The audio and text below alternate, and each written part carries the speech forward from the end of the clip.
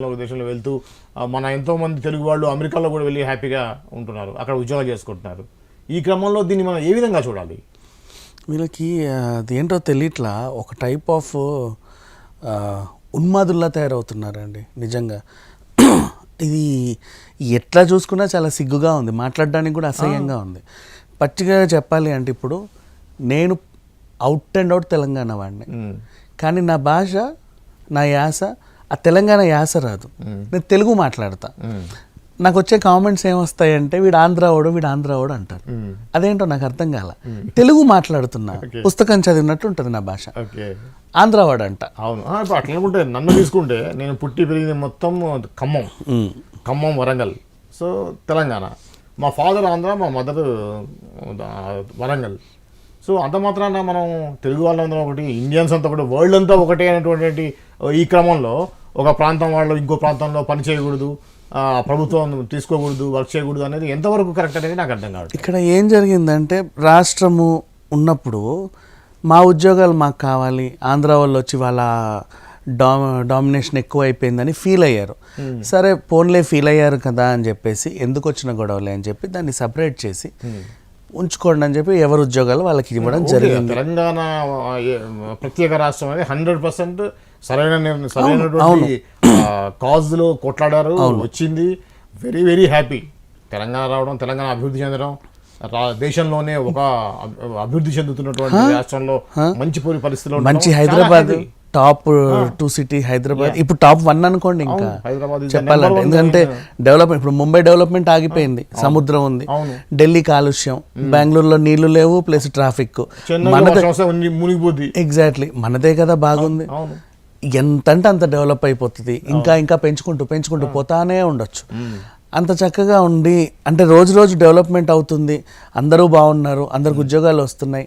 And మళ్ళీ చెప్పాలంటే ఇల్లు ఉండడానికి చాలా అనుకూలమైన ప్రదేశం మన హైదరాబాద్. బెంగళూరుకి వెళ్తే సంవత్సరంన్నర అడ్వాన్స్ ఇవ్వాలి, పైగా ఇంటర్వ్యూ చేస్తే కానీ ఇంట్లో పెట్టుకోరు. చెన్నై అంతే, సంవత్సరంన్నర అడ్వాన్స్లు ఇవ్వాలి. ఎక్కడికి వెళ్ళినా, ముంబైలో రెంట్లు ఎక్కువ, ఢిల్లీలో కూడా అంతే. ఆల్మోస్ట్ అనుకూలమైన ప్రాంతం, జస్ట్ 2 నెలలు అడ్వాన్స్ ఇస్తే చాలు, ఉండొచ్చు హ్యాపీగా. కొన్ని ప్రాంతాల లోపలికి వెళ్తే రెంట్లు తక్కువ ఉంటాయి, కొన్ని చోట్ల ఎక్కువ ఉంటాయి, అనుకూలంగా ఉంటారు. చాలా మంచి ప్రాంతం. అండ్ అన్ని బాగుండే టైంలో ఇప్పుడు 10 ఏళ్ల తర్వాత దశాబ్ది వేడుకలు వచ్చాయి. దశాబ్ది వేడుకలు వచ్చినప్పుడు ఎంత హ్యాపీగా సెలబ్రేట్ చేసుకోవాలి. ఫస్ట్ తెలుగు తర్వాతే తెలంగాణ, ఆంధ్ర. తెలుగుకి మనం గౌరవం ఇవ్వాలి. ఎలా అయితే నువ్వు జాతీయ జెండాకి గౌరవం ఇచ్చి తర్వాత నీ రాష్ట్రానికి గౌరవం ఇస్తావో, దేశానికి గౌరవం ఇచ్చి రాష్ట్రానికి గౌరవం ఇస్తావో, అలాగే ఫస్ట్ తెలుగుకి గౌరవం ఇచ్చి ఆ తరువాత తెలంగాణక, రాయలసీమక, ఆంధ్రక, ఉత్తరాంధ్రక, లేకపోతే సిక్కోలుక ఎక్కడో నువ్వు ఇచ్చుకో. ఫస్ట్ తెలుగు పుట్టిన తర్వాత తెలుగులో యాసలు పుట్టాయి. ముందు యాసలు పుట్టి తర్వాత తెలుగు పుట్టల, అంతే కదా. తెలుగు పుట్టిన తర్వాతే తెలంగాణ యాస, సిక్కోలు యాస, అటు రాయలసీమ యాస, గుంటూరు యాస, విజయవాడ యాస, బోల్డన్ని యాసలు ఇన్ని వచ్చాయి. కానీ ఇవన్నీ మర్చిపోయి, అంటే మూలాలు మర్చిపోయి మనిషి బ్రతకడం అంటే ఇది. ఇప్పుడు మంచిగా చెప్పాలి అంటే జాతీయ గీతం లాగా తెలంగాణ రాష్ట్ర గీతాన్ని కీరవాణి గారి చేత ఇప్పిద్దాం అనుకున్నారు. ఎందుకు కీరవాణి చేత ఇప్పిద్దామని రేవంత్ రెడ్డి అనుకున్నాడు అంటే, ఒక అన్నమయ్య 7 కొండల్ని చూపించింది మన కళ్ళకు కట్టినట్టు మ్యూజిక్ ద్వారా ఆయనే, ఒక శ్రీరామదాస్ని చూపించింది ఆయనే, రైట్. ఇలా ఎన్నో గొప్ప చేసి పైగా తెలుగువాడు ఆస్కార్ లెవెల్కి వెళ్ళాడు. ఒక ఆస్కార్ సంగీత దర్శకుడు తెలంగాణ గీతాన్ని కంపోజ్ చేశాడు అంటే మనకు చాలా గర్వకారణం అది.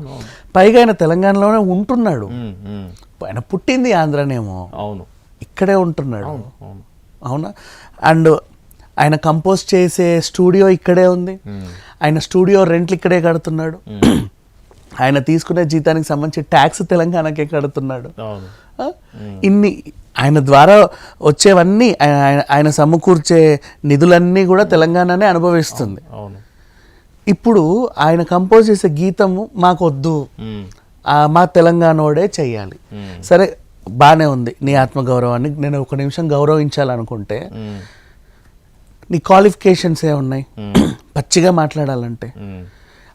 ఆయనని ఢీ కొట్టే ఇంకొక కొండని తీసుకొచ్చి పెట్టు, అవును ఆయన చేత నువ్వు కంపోజ్ చేయి, నేను ఒప్పుకుంటా. ఎవరైనా ఒప్పుకుంటారు.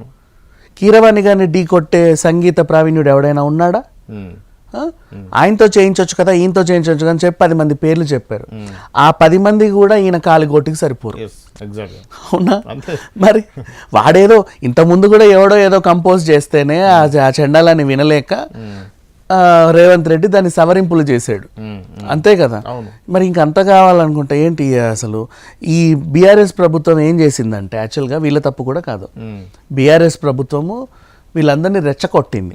ఏ విధంగా రెచ్చగొట్టింది అంటే, దశాబ్ది వేడుకలు వస్తున్నాయి కదా, మనోళ్ళందరూ గ్రాండ్గా సెలబ్రేట్ చేయాలి, తెలంగాణ అంటే మనమే అన్నట్టు తెలియాలని చెప్పేసి ట్యాంక్ బండ్ దగ్గర కూడా ఇక్కడ నుంచి అక్కడికి ర్యాలీ చేద్దాం, అమరవీర స్తూపం దగ్గర ఏదేదో వెలిగిద్దాం, అటు నుంచి ఇటెళ్ళి ఇటు నుంచి అటెళ్ళి అందరికి పండ్లు పూలు పంచిపెట్టండి, ఇంకేమైనా చేయండి, రాష్ట్ర వ్యాప్తంగా ఎక్కడెక్కడ బీఆర్ఎస్ కార్యాలయం ఉందో ఘనంగా వేడుకలు జరుపుకోండి, ఆంధ్రాయేతర శక్తులని తరిమేయండి అని చెప్పాడు. తెలంగాణేతర శక్తులు తరిమేయండి అని చెప్పాడు. అండ్ నెక్స్ట్ అదే కేసీఆర్ గురించి అసలు వీళ్ళందరికీ తెలియదు. పచ్చిగా చెప్పాలంటే ఆయన తెలుగు ఎంత బాగా మాట్లాడతాడు తెలుసా? ఇప్పుడు నేను ఎలా మాట్లాడుతున్నానో అంతకన్నా గొప్పగా మల్లెపూలా మాట్లాడతాడు. అది ఎవరికి తెలియదు అనుకుంటే యూట్యూబ్లో కొట్టి చూడండి. మన తెలుగు భాష దినోత్సవం అప్పుడు, తెలుగు మహాసభలప్పుడు, జాతీయ తెలుగు భాష దినోత్సవం అప్పుడు కేసీఆర్ తెలుగులో మాట్లాడాడు. మంచి పద్యాలు, శ్రీనాథుడి పద్యాలు, చక్కటి తెలుగులో మాట్లాడాడు. ఈయన ఎప్పుడైతే బహిరంగ సభలు పెడతాడో అప్పుడే అట్లంటావా ఇట్లంటావా చూని బతుకుచాడా అని మాట్లాడతాడు. అంటే వాళ్ళల్లో మమేకం అవ్వడానికి నువ్వు చేసే ప్రయత్నం బాగానే ఉంది, కలిసిపో, అట్లాగే ఓట్లేస్తున్నారు, అరే మనోడు అనుకుని ఓట్లేసారు, గెలిచావు, బాగానే ఉంది. అట్లని తెలుగుని చంపేయాలనుకుంటావేంటి నువ్వు? తెలుగు లేనిది తెలంగాణ ఎక్కడిది? తెలుగు కదా, తెలుగుకి ఎందుకు గౌరవం ఇవ్వట్లా? తెలుగు తల్లి మాది కాదు, తెలంగాణ తల్లి మాది అంటారు. తెలుగు తల్లి మాది కాదని తప్పది.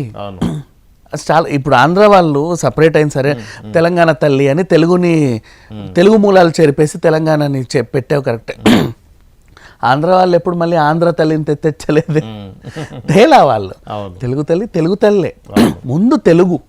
తెలుగు పుట్టిన తర్వాతే, ముందు భాష పుట్టిన తర్వాతే ఈ యాసలన్నీ పుట్టాయి. ఆ మూలాన్ని వీళ్ళు మూలం మర్చిపోతే మనిషికి జన్మ వేస్ట్ అండి. అంటే ఇప్పుడు ఎవడైనా సరే ఒక స్థాయికి వచ్చినప్పుడు ఎంత కష్టపడి వచ్చాడో వాళ్ళకి తెలుసు. ప్రతి ఒక్కడికి ఒక మూలం ఉంటుంది. అలాగే మన తెలంగాణ లాంగ్వేజ్ కూడా ఒక మూలం ఉంది, తెలుగు. అందమైన తెలుగు, సంస్కృతం నుంచి పుట్టినటువంటి తెలుగు, అద్భుతమైన తెలుగు. ఎంతో మంది మహామహులు ఎన్నెన్నో కవితలు రాసి ఎంతో చేసి డెవలప్ చేసినటువంటి అందమైన భాష. దీన్ని వీళ్ళు యాసగా మారిస్తే బాగానే ఉంది. అంటే మనం కూడా చదివాం చిన్నప్పటి నుంచి ప్రకృతి వికృతులు ఏంటి? ప్రకృతి అచ్చమైన తెలుగు పదం, వికృతి అక్కడి యాస ప్రకారంగా వాళ్ళు మాట్లాడే భాష, అంతేనా? తెలుగు కూడా నేర్పించింది ఇట్లా యాసలు ఉంటాయండి అని చాలా మందికి నేర్పింది. మన సందులు కానీ సమాసాలు కానీ, అదేంటిది ఇంకా చెప్పాలి అంటే బోల్డ్ అండి, 1-2 అని కాదు. తెలుగు భాషకు సంబంధించి మనం వ్యాకరణాలు కానీ ఎన్ని చూసుకున్నా, మనము ఫస్ట్ లాంగ్వేజ్ తెలుగు ఎవరు తీసుకున్నా సరే చదివితే బోల్డ్ ఉంటాయి దాంట్లో. వాళ్ళు కూడా నేర్పిస్తారు యాసలని, భాషలని, అన్నీ కూడా.